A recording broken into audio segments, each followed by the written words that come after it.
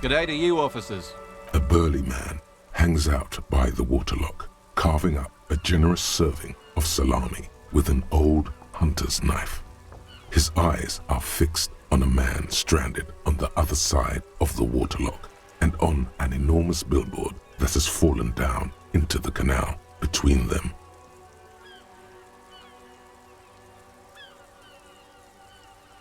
My friend Barry the Butcher is stuck on the other side of the waterlock. I'm keeping him company and eating his salami. From the corner of your eye, you see a man in a yellow shirt and grey overalls waving at you from across the canal. He seems disappointed about the wreckage on the waterlock and the salami. Very good stuff. Anything I can do for you, officer? I wasn't here to witness it, but those look like tire tracks on that sign. Weird, huh? Then again, plenty of daredevil drivers in Rivershoal. Too bad it also takes a year and a day to repair anything around here, especially a waterlock. The rest of the coast is closed off till then.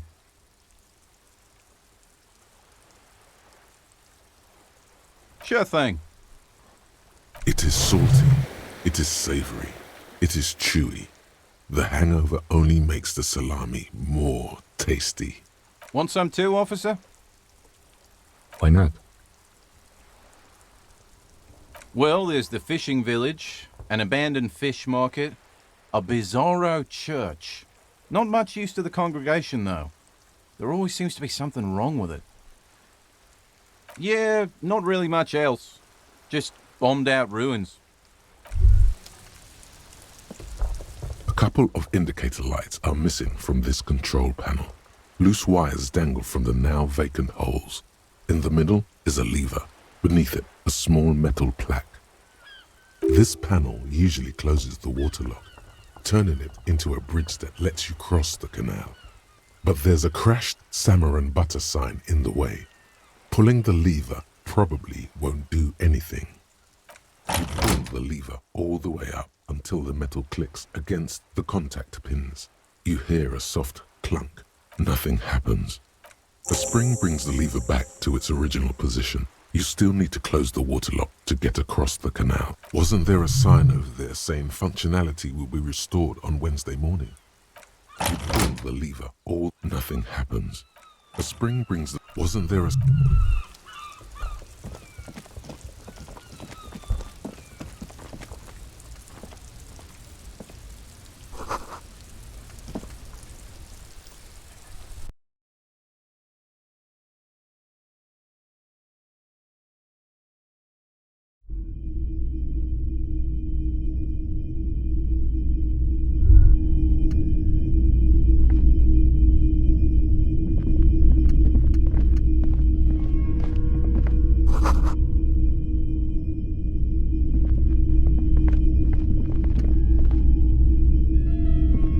Wow, a very large red t-shirt with an impressive print stands out from the other garb.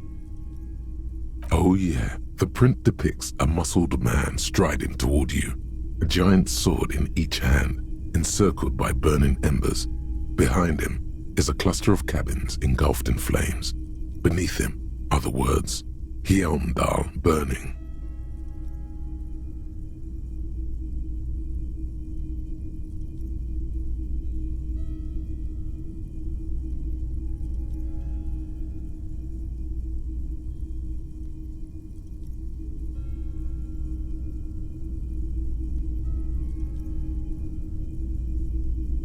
Hell yeah, man. I don't usually carry printed tees, but this one was just pure exemplar.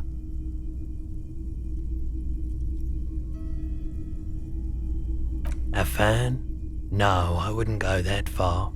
But I do think the Hjelmdalaman saga is an integral part of our shared reality. Most people don't think that the man from Hjelmdal really existed. Smells like worn cotton and a little old sweat there. Worn cotton with a side of flea market or trash bin. Sniffing is okay, but please don't try anything on. Can't have you leaving your photon emissions in the fabric of things you're not going to buy.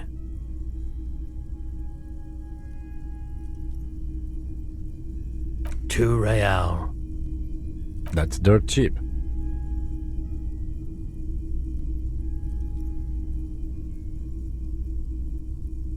But why?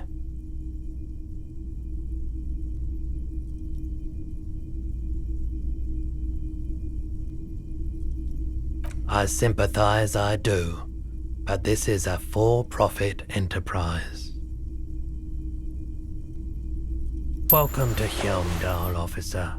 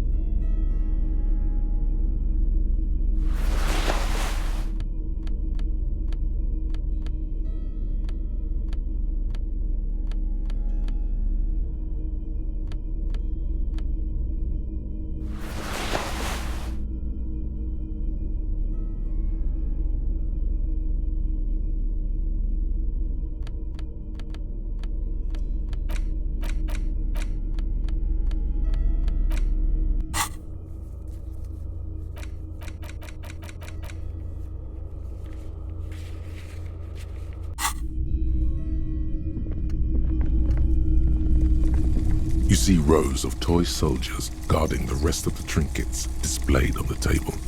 Some on horseback, others in rags, others yet in bright blue uniforms. All are stern and unyielding in their duty.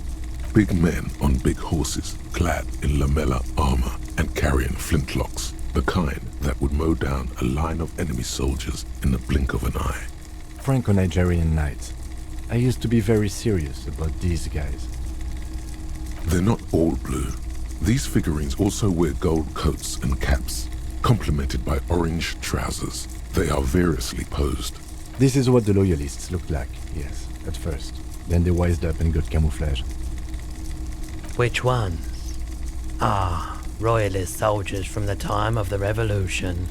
The uniforms are painted a bit too brightly, I suppose. This set of soldiers isn't meant to look impressive. A few have rifles, but most of them carry pistols. Some even shovels and tall sticks. You're probably talking about the revolutionaries, yes? Yes, they are soldiers, revolutionary soldiers.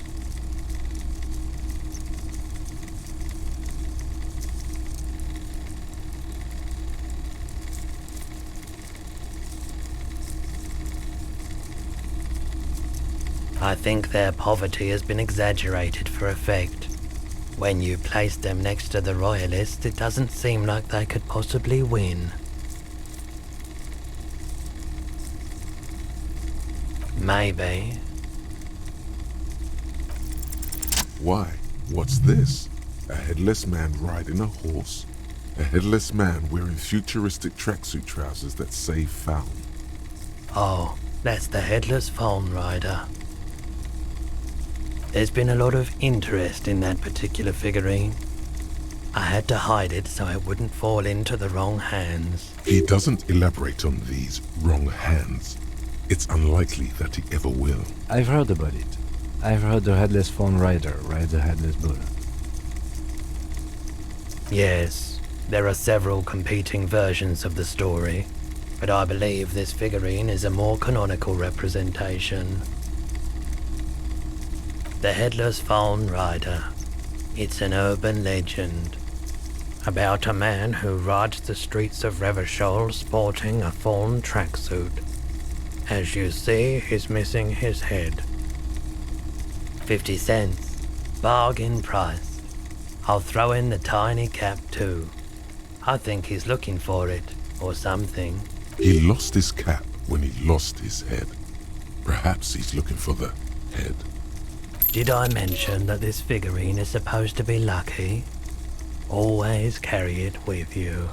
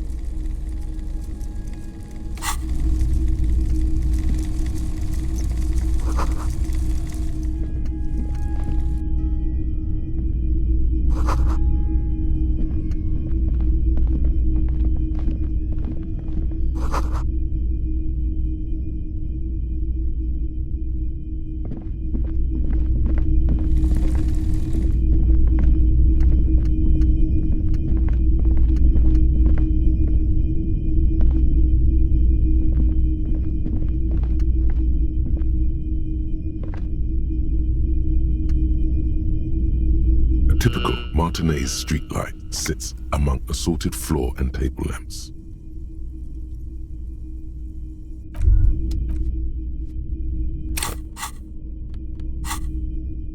A typical Martinez streetlight sits among the light pole, has been carefully cut, and the wiring has been redone and attached to a standard indoor plug. The light buzzes faintly. This would make quite a statement in your living room. Yes, officer. As you see, it's in perfect working order. His manner is casual, but his speech is careful, measured. He wants you to know that he has nothing to hide. It was brought to me to be altered. We are not here to investigate the theft of city property. You have to admit it's rather clever what he's done with it. 700 real. A bargain, I dare say.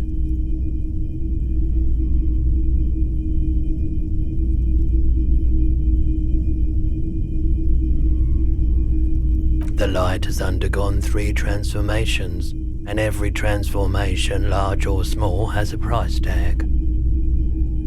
The light has been removed and rewired. That's 2 transformations. But what about the third?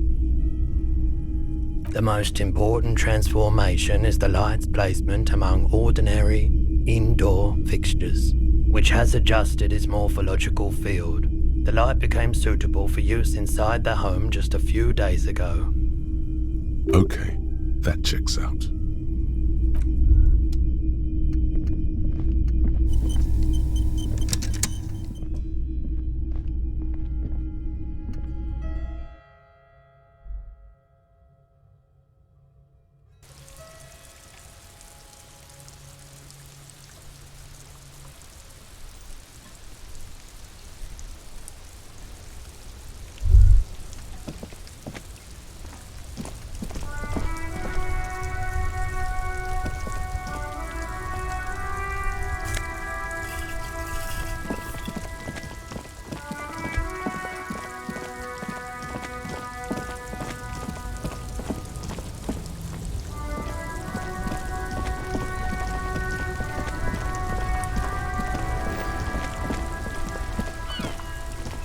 The worn and beaten wooden planks of the bench do not look overly comforting.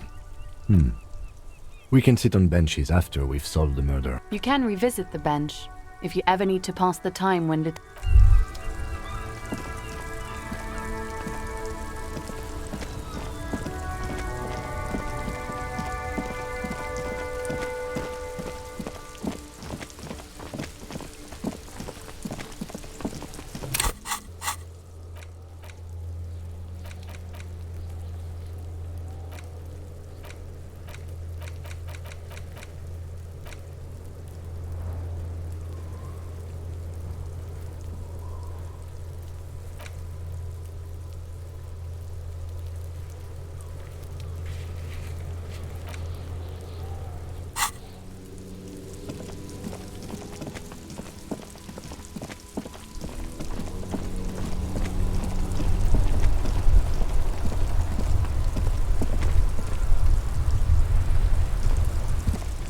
Inside, you see a set of steering levers. All right. Ready? I turn, you press start. The dashboard lights up with orange glow. The rounds per minute gauge jumps like a leopard waking from its sleep, yawning and roaring at the same time. The lights unfold with a little click, casting electrical light. There you go. I'll turn them off from the remote once you're done. This is Precinct 57. How may I assist you?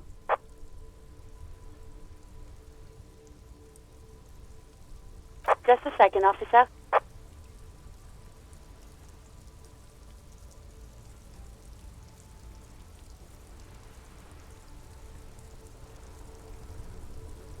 Ten 2, 10-5. This is 41st. Come in. Over. The man uses relay code. You got this. You're a cop. And 10-4, message received. 10-5, relay message. What's your status? Over. 10-18, state your message, sir.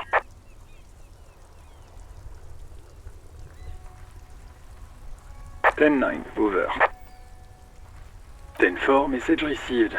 This is a very serious situation. I need to 10-22 the captain. Over. Is it him?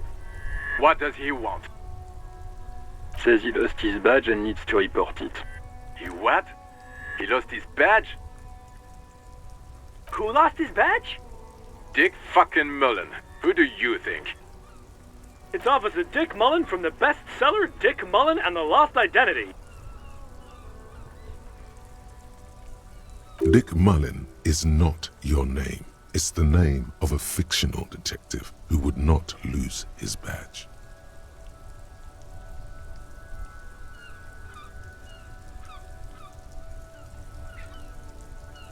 Ten 4, I hear you, officer. I'm just going to make a note here that you are in pursuit of your misplaced badge. Over. Fuck me. Mac, come here. You've got to hear this. Dick Mullen lost his badge. What's going on?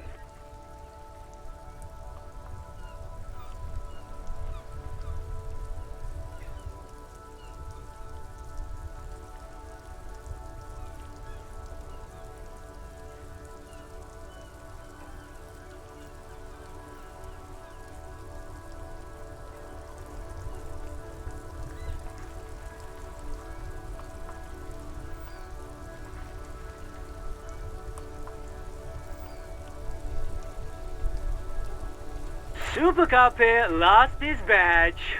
He lost his what now? His badge. He lost his goddamn fucking badge. He asks you to please stop saying he lost his badge. Why? Did he find it?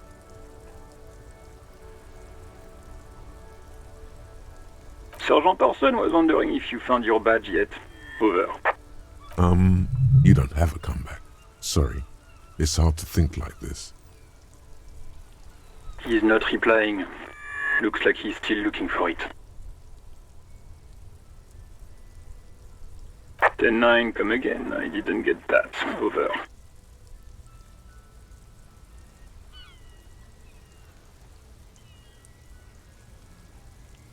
New heights even for Captain Sober. Ask him. Ask him if he's lost his gun, too. Sergeant Orson wants to know if you lost your gun too. Check your pockets. Check your... Holy fuck. You don't know where it is, do you? No. It's gone. It's not fucking on you. 10-9, come in, officer. Did you get my question? We were wondering about... Lying over the phone, it's easy. Just say it like it's the truth. And then it becomes it. He says he didn't. Thank God for that. That would have been a nightmare. I don't even want to imagine the poor prick who has to relay that kind of news to the captain. Losing his badge is bad enough. Tell him to find it, and fast. We can't have some gangbanger running around with it. We're all glad to hear you've not lost your gun, officer. You need further assistance? Over.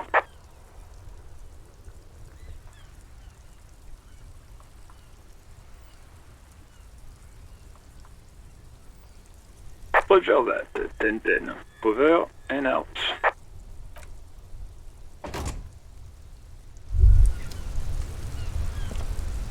Yes?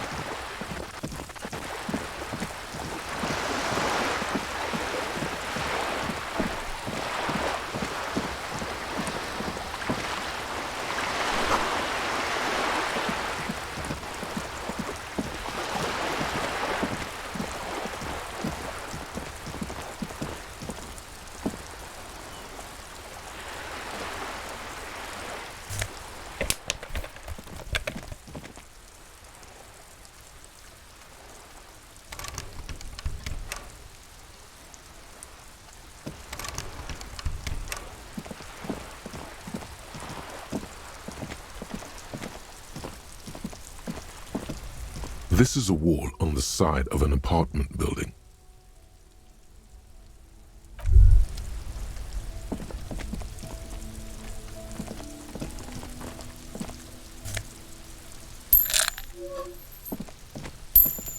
Are you trying to sneak up on me? Come to slit my throat in my sleep? Apparently, she doesn't like people stand. Logic error. She is not sleeping right. Pig's come to take me out. Trying to snuff me out.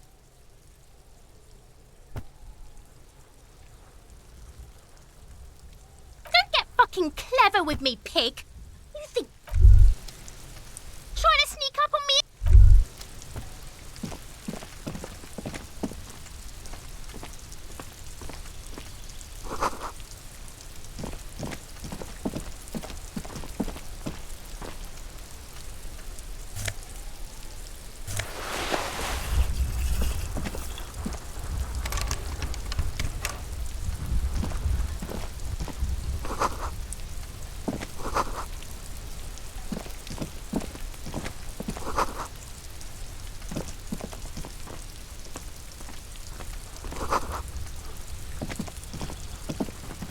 Been a week and There now must be they another show up? way into the building.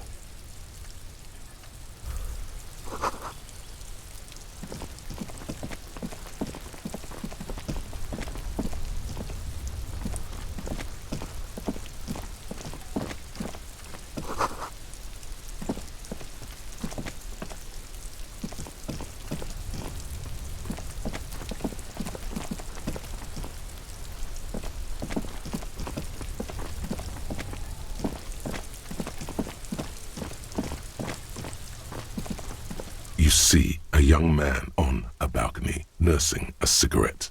His eyes have been following you for a while. Not looking for any trouble, officer. It's the voice of someone who has something to hide, my liege.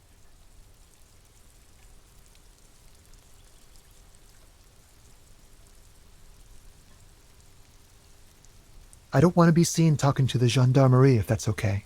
I just want to finish my cigarette. Don't let him go. This could be your witness. The balcony has a great view of the whole thing. Is it really that important? Like a nervous cat, he keeps stealing looks at the neighboring windows. All right, but make it quick. Once I finish this cigarette, I have to run. My name? My name is Martin Martinez. That's definitely not his real name. No, of course not. Could you please lower your voice? I'd even go so far as to say that the view is a little too good, my dear gendarme. Do you have an estimate of when the body will be taken away? We will remove the body as soon as possible.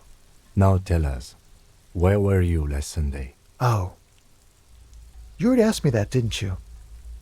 Wait, is someone else investigating the lynching? No, not you.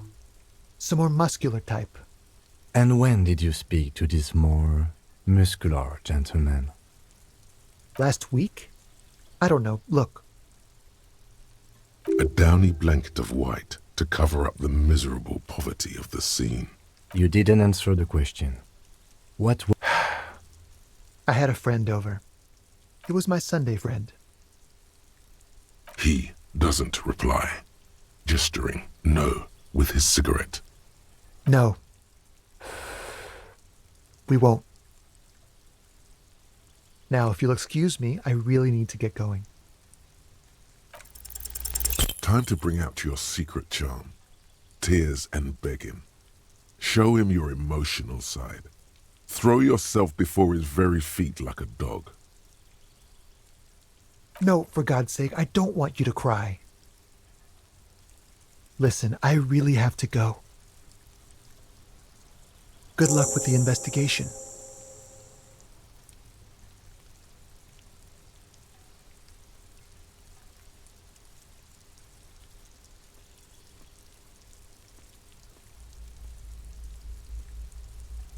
He's gone. No point in running. Tenements like these often have multiple exits. If he doesn't want to talk to us, then he'll know how to hide himself. He could be a witness. Him or his Sunday friend. Either way, we need to look into that muscular type who's asking about our... There has to be a way of getting inside the building. Once we've found the way in, we can ask around for his apartment. A stone, like any other, lying in a whirl of sleet and mud. There's a key beneath it, rusty. This must be for the front door. Pity it doesn't have the apartment number on it. This building has hundreds of apartments. We'll just have to go in and see.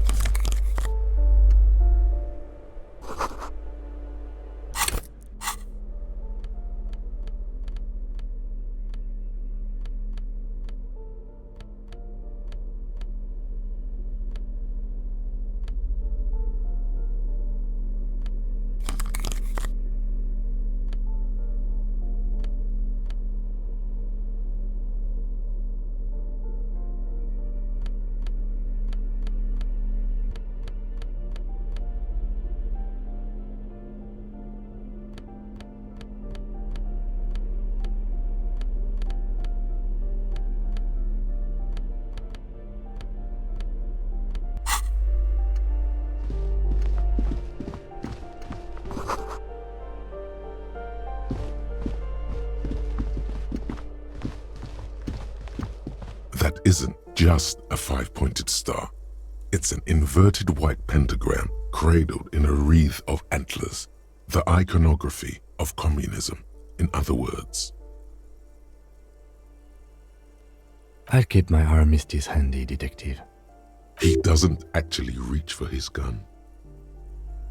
The star and antlers was developed in the 6th decade of the last century and quickly adopted by Mazov and the communards during the revolution. Even today, half a century after, the star and antlers retains the ability to evoke hope, disappointment, and fear in equal measure.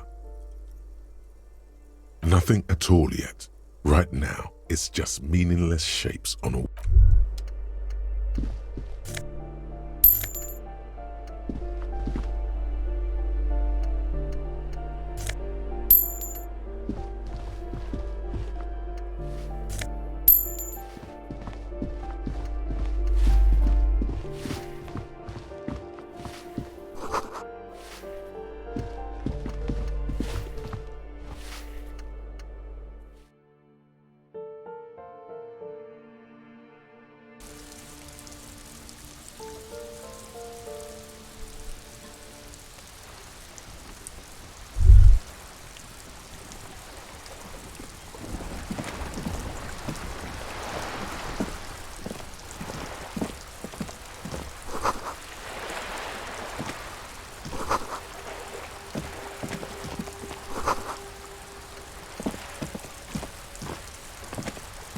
Hey, up here, Piggo. The streets will flow red once more, a great torrent rushing down Rue de Esperance. You wait and see. The streets will not flow red with anything. Who are you? I'm Cindy the fucking Skull. What else do you want to know? Date of birth, blood type, the last time I was tested for Hep C.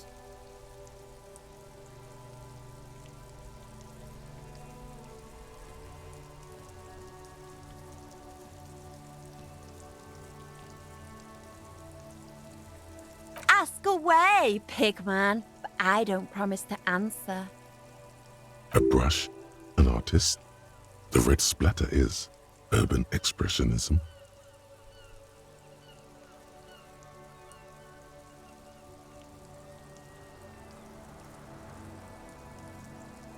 I ain't no snitch, Pigstein. Go forth and forage in someone else's shit. No shortage of squealers in these parts. Actually, there is a shortage of people who talk to us in a normal, calm, informative manner. We weren't put on this earth to make your life pleasant, fucko. The lieutenant furrows his brow at another one of your eccentricisms. Hatred, disgust. It's difficult to tell which of the two is more present in her girlish features. The woman on the boat does not notice her staring. That Ozon whore. Someone's got to keep an eye on her. Ozon is an archipelago 2 days' travel away from Rivershot. Its moneyed residents, used to posh restaurants and upscale boutiques, rarely have reason to visit Martinez. Probably the Wild Pines rep. We should talk to her. She's a professional negotiator, though. I have the feeling she will be very cooperative while telling us nothing. You should take the lead. Ask her unexpected questions, you know? Do your thing. Don't be afraid to get a bit wacky. Throwing her off is our best bet. Good idea, piggies. Run along now. Fuck her shit up good.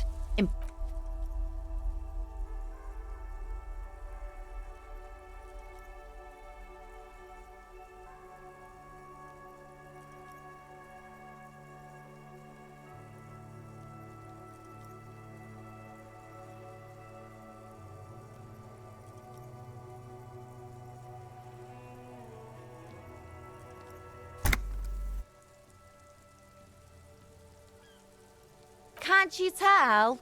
I'm painting a beautiful mural, an aereo graffitio visible from low orbit. I haven't really started it yet. I'm waiting for the right words.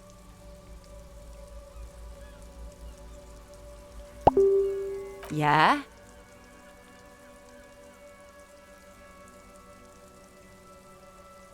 Thanks.